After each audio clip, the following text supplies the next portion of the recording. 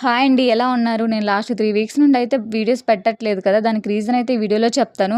మన ఆంధ్రాలో free bus పెట్టినప్పటి నుండి ఫస్ట్ టైమ్ అయితే నేను బస్‌లో వెళ్ళాను. మేము ఎర్లీ మార్నింగే వెళ్ళాం కాబట్టి బస్‌లో సీట్స్ అయితే చాలా ఖాళీగానే ఉన్నాయి. తర్వాత అయితే ఫుల్ అయిపోయాయనుకోండి. అది వేరే విషయము.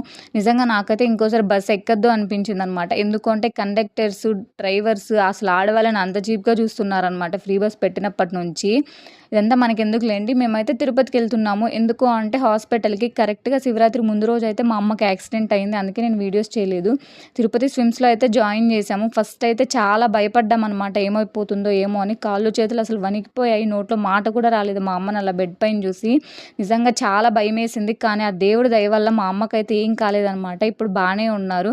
నేను మా సిస్టర్ అయితే మా అమ్మని చెకప్ కోసం అని చెప్పి తీసుకొనొచ్చాము. అంతా ఓకే. ప్రాబ్లమ్ అయితే ఏమీ లేదని చెప్పారు. మెడిసిన్స్ అయితే ఇచ్చారు. మాకు 9కి ఇచ్చారనమాట అపాయింట్‌మెంట్. బట్ 12 అయిపోయిందనమాట హాస్పిటల్ నుంచి బయటకొచ్చేలోపు.